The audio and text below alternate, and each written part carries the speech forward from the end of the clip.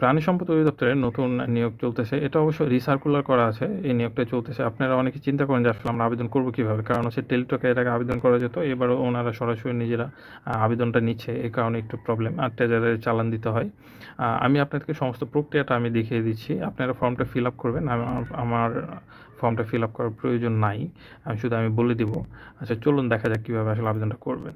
প্রথমে আপনারা গুগলে যাবেন। ওখানে গিয়ে প্রাণী সম্পদ অ্যাপ্লিকেশন লিখলেও চলবে আপনার। ওখানে লাইভ স্টক লিখতে হবে না। লিখে দেখবেন রিক্রুটমেন্ট সিস্টেম অফ ডিএলএস। এটাতে আপনি ক্লিক করবেন। ক্লিক করার পর দেখবেন যে এখানে সার্কুলার দেখতে পাচ্ছেন। এখানে বিস্তারিত দেখুন, চাপ দেবেন একটা। এখানে 7 দিন বাকি লেখা আসতেছে। এখন ধরুন আপনি এখানে সবগুলো পদ দেখাবে। আপনি একটা পদে আবেদন করবেন। ধরুন সহকারী স্টেনোগ্রাফার, স্টোর কিপার আছে, এটাতে একটু বেশি আছে, এটাই ধরলাম। অনলাইন আবেদন করবেন। এখন আবেদন করার সময় এখানে দেখেন যে মূল চালান কপি লাগবে আপনার। সেটা ব্যাংকের বিষয়টা আমি বলে দিচ্ছি এটা একটু পরে। আর এখানে হচ্ছে আপনার জন্ম নিবন্ধন, সরি, স্মার্ট কার্ড অথবা আপনার এনআইডি যেটা আছে সেটা লাগবে আপনার, সেটা নাম্বারটা লাগবে। একটা ফোন নাম্বার দিবেন যেটা আপনার অ্যাক্টিভ থাকে সবসময়। আর এখানে সদ্য তোলা ব্যাকগ্রাউন্ড সাদা কালারের একটা পাসপোর্ট সাইজের ছবি দিবেন, ওই যে সরকারি আবেদন যেটা করেন 300x300 পিক্সেল ওইটা। আর এখানে স্ক্যান কপি, ওই যে সিগনেচার যেটা 250 150, এটা আমি কিছুক্ষণ আগে চেক করে দেখলাম, এটা 300/80 যদি দেন ওটা তো প্রবলেম নয়, ওটাও নিচ্ছে ওনারা, এটা সমস্যা হয় না। আচ্ছা, আর ব্যাংকের চালানের বিষয়টা হচ্ছে, ফর্মটা একটু পরে বলতেছি, চালানটা শেষ করে দিই বললে। চালানের বিষয়টা হচ্ছে যে আপনি ব্যাংকে যাবেন, সোনালী ব্যাংকে, যে কোনো আপনার আশেপাশে যেটা থাক না কেন, গিয়ে বলবেন যে আমার একটা চালান দিতে হবে, ট্রেজারারি চালান। তখন ওনারা একটা আপনাকে ফর্ম দিবে। সেই ফর্মটা আপনি ওখানে শুধু আপনার নাম্বারটা লিখবেন। এই যে ট্রেজারারি চালানের আপনার বিজ্ঞাপনে দেখবেন যে ওখানে নাম্বার দেওয়া আছে, ওই নাম্বারটা আপনার ওখানে দিবেন। এই টাইপের কিছু একটা নাম্বার দেওয়া আছে। আচ্ছা যাক, ওই নাম্বারটা দেওয়ার পরে ওখানে আপনার নাম লিখবেন এক পাশে, তারপরে সবার ডান পাশে লিখবেন যে কোথায় আপনি এটা পাঠাচ্ছেন, মহাপরিচালক প্রাণী সম্পদ অধিদপ্তর। আর ওখানে দেখবেন যে কোথায় কে পাঠাচ্ছে এটা, অর্থাৎ আপনার নিজের নাম হবে ওখানে। তারপরে আপনার ঠিকানা লিখবেন ওইটা, এতটুকু। আর অ্যামাউন্টটা লিখতে হবে অবশ্যই। লিখে ওইটার পিছনে আপনার করবেন কি, ফোন নাম্বারটা দিয়ে দেবেন কাগজটা, এবং ফটোকপি করে নিয়ে আসবেন 2টা। আর ওনারা যদি আরও আপনাকে 2টা পেজ দেয় তাহলে ফটোকপি করতে হবে না। আচ্ছা, ওইটা দিয়ে তারপরে ওখানে 200 টাকা জমা দেবেন। ওনার চালান নাম্বার দিয়ে দিবে ওইটার উপরে। সেই চালান নাম্বারটা করবেন কি, ওটা কাজে লাগবে। এটা আগে শেষ করি, তারপরে চালান নাম্বারটা আমি বলে দিচ্ছি কীভাবে কাজে লাগবে। আপনার নাম এটা বাংলায় লিখবেন, এখানে ইংরেজিতে লিখবেন আপনার নাম, তারপরে জন্ম নিবন্ধন এটা না দিলেও চলবে, যদি জাতীয় পরিচয়পত্র থাকে এটা দিয়ে দিবেন।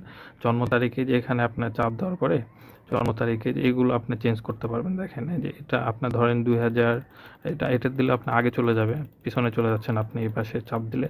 ধরেন আপনার 1997 জন্ম, ধরেন ডিসেম্বরে আপনার জন্ম, এখানে ডিসেম্বরে চাপ দিবেন। যদি বলেন যে 18 তারিখে আমার জন্ম, তাহলে 18 দিবেন, এটা আপনার জন্ম তারিখ নিয়ে নেবে। বিভাগ আপনি সিলেক্ট করবেন, ধরুন আপনি সিলেক্ট করলেন হচ্ছে ঢাকা বিভাগ। নিজ জেলার নাম দিলেন, ধরুন ঢাকায় দিয়ে দিলেন নিজ জেলার নাম। যারা ফরিদপুর গাজীপুর যারা আছে ওনারা আলাদা আলাদা দিবেন। আচ্ছা, এখানে মাতার নাম দিবেন, তারপরে হচ্ছে পিতার নাম দিবেন। তারপরে এখানে যদি বিবাহিত হন আপনি, তাহলে স্বামী স্ত্রী বা এগুলো নাম দিতে হবে। তারপরে জেন্ডার হচ্ছে মহিলা না পুরুষ না অন্যান্য, এটা আপনারা দিবেন। ফোন নাম্বার দিয়ে দিবেন। ধর্ম এগুলো দেওয়া আছে, আর যে অন্য ধর্মের হলে এগুলো সিলেক্ট করে দিবেন। পেশা যদি থাকে সেই ক্ষেত্রে আপনি দিয়ে দিবেন, আর না থাকলে ইমেলটা এখানে দিয়ে নিচে চলে আসবেন। আপনার বাসার নাম যদি বলেন যে আপনার বিভিন্ন ভিলা, এই ভিলা সেই ভিলা, মণ্ডল ভিলা এগুলো থাকলে এগুলো একটা দিবেন। আর গ্রামে যদি ওগুলো না থাকে, গ্রামের নামটা লিখবেন এখানে, কত নাম্বার ইউনিয়নে আছেন। ধরেন 2 নং হাতীবান্ধা ইউনিয়ন সাপোজ, তা ওইখানে লিখবেন 2 নং হাতীবান্ধা ইউনিয়ন। ডাকঘর যেটা আছে সেটা। তারপর হচ্ছে পোস্ট কোড আপনার পোস্ট অফিসের সামনে লেখা আছে। আর নিজেরা জানলে তো আর ভালো। এখানে জেলাটা সিলেক্ট করে দিবেন আপনি কোন জেলার অধীনে। আর তারপরে হচ্ছে উপজেলা যেটা আছে, উপজেলাটাও আপনি সিলেক্ট করে দিবেন কোন উপজেলার মধ্যে আপনি আছেন। আর যদি বলেন যে আমার বর্তমান ঠিকানা স্থায়ী ঠিকানা একই, তাহলে এটা পূরণ করার পরে এখানে একটা চাপ দিয়ে দিবেন, তাহলে এখানে দেখবেন অটো এগুলো সব শো করতেছে। আচ্ছা, তারপর নির্বাচন করুন পরীক্ষার নাম। প্রথমে আপনি এসএসসি দিবেন, তারপরে দিবেন হচ্ছে এইচএসসি দিবেন। এখানে আপনার যদি আপনি অনার্স কমপ্লিট করে থাকেন, সম্মান বিএসসি, যে হ্যাঁ, অনার্স সমমান, এটা আপনি দিয়ে দিবেন। যদি বলেন যে আপনি এমএ পাস, তারপরে একটা এমএ পাস দিয়ে দিবেন। এই যে এমএ পাস যদি আপনি হয়ে থাকেন, এমএ মাস্টার্স এটা আপনি দিয়ে দিবেন। তারপর এখানে লিখবেন যে আপনার ধরেন মানবিক হলে মানবিক, তারপর বিজ্ঞান হলে বিজ্ঞান, এগুলো লিখবেন। ব্যবসায় হলে ব্যবসায় লিখবেন। এখানে যদি আপনি ধরেন ম্যানেজমেন্ট হন তাহলে ব্যবস্থাপনা, এই সেই এগুলো যা আছে এগুলো আপনার বিষয় লিখবেন। এখানে কোন সাবজেক্টে পড়ে আসছেন, এখানে শিক্ষা প্রতিষ্ঠানের নাম লিখবেন, স্কুল, এটা হচ্ছে কলেজ, তারপর এটা হচ্ছে ভার্সিটি, এটা হচ্ছে ভার্সিটি, এটা লিখবেন। এখানে হচ্ছে পাশে সালটা দিবেন, এখানে চাপ দিবেন, তো এগুলো আপনি সালটা সিলেক্ট করবেন। তারপর নিচেরটাও সাল সিলেক্ট করবেন, এখানেও আপনার সাল সিলেক্ট করবেন, এখানেও আপনার সাল সিলেক্ট করতে হবে কত সালে আপনি মাস্টার্স কমপ্লিট করে আসছেন। বোর্ড দিলেন, এখানে রাজশাহী দিলে রাজশাহী, ঢাকা হলে ঢাকা, এগুলো দুইটাতে বোর্ড দিবেন। এখানে করবেন কি আবার বিশ্ববিদ্যালয়ের নাম লিখবেন, এখানেও বিশ্ববিদ্যালয়ের নাম, এই পাশে বিশ্ববিদ্যালয়ের নাম লিখবেন। এখানে আপনি গ্রেড কত পয়েন্ট কত পাইছেন সিজিপিএ সেগুলো লিখবেন, 5 হলে 5, 4.25 হলে 25, এগুলো সব কিছু এগুলো দিয়ে দেবেন, ফিল আপ করবেন এখানে চারটায়। অতিরিক্ত যোগ্যতা যদি থাকে, এটা ইচ্ছা আপনার থাকলে এটা লিখতে পারেন, না থাকলে লেখার দরকার নেই, আমি বলবো এগুলো অ্যাভয়েড করেন। ইন্টারভিউ বোর্ড অনেক টাইপের প্রশ্ন করবে, প্রশ্ন করে মাথা আরও নষ্ট করে দিবে। যদিও এটা খুব বেশি পজিটিভ ইয়ে ফেলে না, কারণ হচ্ছে আপনি এখানে যে পোস্টগুলো দিছে এই পোস্টগুলোতে যদি আপনি একটু ভালো চাকরির অভিজ্ঞতা দেখান তাহলে একটু প্রবলেমে হয়। আচ্ছা, কোটা টিক দেন এখানে যদি আপনাদের কোনো কোটা থাকে, এখানে কি বন্ধু কোটা থাকলে এখানে এটা দিয়ে দিবেন, মুক্তিযোদ্ধা, শারীরিক প্রতিবন্ধী বা তৃতীয় লিঙ্গ থাকলে দিবেন, ক্ষুদ্র নৃগোষ্ঠী অর্থাৎ উপজাতি কোটা এগুলো থাকলে এটা দিবেন। ও উপজাতি না আদিবাসী, এটা নিয়ে আবার গন্ডগোল হচ্ছে। আচ্ছা যাই হোক, আমি উপজাতি বললাম। তারপরে হচ্ছে তারিখ, এখানে হচ্ছে ট্রেজারারের চালান, যেইটা চালান এখানে নাম্বার দিবেন, ওনারা আপনাকে ট্রেজারারের চালানের নাম্বার দিয়ে দিবে ব্যাংক থেকে, ওখানে বলে দিবে, উপরে লেখা থাকবে, সেটা করবেন কি নেবেন। এখানে তারিখ দিবেন কত তারিখে আপনি ট্রেজারারে চালান দিয়ে আসেন, এখানে অলরেডি দেওয়াই আছে, আর কয়েকটা দিন আছে মাত্র, ধরেন আপনি কালকে দিলে 22 তারিখ, তারপরে দিলে 23, এরকম দিয়ে দিবেন আপনি। এখানে চাপ দিলে দেখবেন যে 25 তারিখে দিয়েছেন, 25 তারিখে ওগুলো সম্পূর্ণটা চলে আসছে। ব্যাংক নির্বাচন করুন, একটা ব্যাংক সোনালী ব্যাংক, এবং শাখার নামটা লিখবেন। শাখার নামটা লিখলে এখানে আপাতত কাজ কমপ্লিট। আচ্ছা, কোড নম্বর, এই যে আপনার ট্রেজারের চালানের কোড নাম্বার, এখানে ওই যে চালানের ঘরে যে কোড নাম্বার থাকে ওই কোড নাম্বারে এটা লিখে দিবেন। আপনার ওই যে সার্কুলারেও লেখা আছে, সমস্যা নেই। তারপর হচ্ছে এই চালানেরটা একটা ছবি উঠাবেন, ছবি উঠে 800/60 রিসাইজ করে নেবেন, সরি 800/600 রিসাইজ করে নেবেন। প্লে স্টোরে অনেক অনেক অ্যাপস আছে রিসাইজ করার, একটা নিয়ে নেবেন, নিয়ে বিভাগের প্রার্থী মানে ওখানে মাস্টার হলে চাকরি করলে ইয়েস দেবেন, মাস্টার হলে চাকরি না করলে প্রযোজ্য নয়, শেষ, না দিয়ে দিতে পারেন।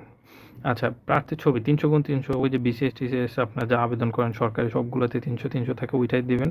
আর এখানে আমি দেখলাম যে 300x80 যে সরকারিতে আবেদন করে আসছেন টেলিটকে, ওইটাও নিচ্ছে, আপনি ওইটাও দিতে পারেন। আপনার যদি মনে হয় না আমি ওটা দিব না, তাহলে 250/150 রিসাইজ করে দিবেন। ওই যে বললাম যে একটা অ্যাপস নিয়ে নেবেন প্লে স্টোর থেকে আপনার ফোনে। ওইটা যদি নাও চান তাহলে আপনি পিসিতেও নিতে পারেন। আপনি যদি বলেন আমার অ্যান্ড্রয়েড ফোন নাই, তাহলে এখানে লিখবেন যে রিসাইজ ইমেজ লিখে সার্চ দেবেন, অনেক সাইট পাবেন, শত শত সাইট দেখতে পাবেন। যে কোনো একটা সাইটের মধ্যে ঢুকে আপনি এখানে সরাসরি যে রিসাইজ করতে পারেন, এখানে আপনার চাপ দিলে আপনার লোকেশন চাইবে, ছবিটা দিয়ে দিবেন, এখান থেকে রিসাইজ করে দেবে। এটা শুধু এখানে না, আপনার কোনো ফোন যদি থাকে, এমনকি জাভা ফোন থাকলে ওইখানেও এটা সাপোর্ট করে, কোনো প্রবলেম নাই। আচ্ছা, তারপরে করবেন কি আপনি এটা করে এই সংরক্ষণ করুন এবং পরবর্তী ধাপে ক্লিক করুন। আমার এখানে ক্লিক করে লাভ নেই, কারণ আমি এগুলো ফিল আপ করি নাই, যাবে না। আচ্ছা, এটার পরে আপনাকে গেছে নাকি, হ্যাঁ গেছে। আচ্ছা, এটার পরে আপনাকে এইটা আবার পুনরায় দেখাবে, আপনি যেগুলো যেগুলো লিখছেন সব কিছু আপনাকে এগুলো দেখাবে, যায় না এটা পরবর্তী পেজে দেখাবে। এবং দেখানোর পরে আপনি করবেন কি, ওখানে ইয়েস করে দিবেন যে হ্যাঁ আপনি সম্পূর্ণভাবে দিয়ে আসছেন। তা আপনি পরবর্তী পেজে আবার যেন সাবমিট করে দিবেন। দেওয়ার পরে ইচ্ছা করলে আপনি কি বলা হয় প্রিন্ট করতে পারেন, আবার প্রিন্ট না করলেও হয়, তবে প্রিন্ট করাটাই ভালো আর কি। প্রিন্ট না করলে আবার এটা কোথায় পাবেন পরবর্তীতে, কারণ এটা টেলিটক না, সেক্ষেত্রে প্রিন্টও করে রাখাটাই ভালো।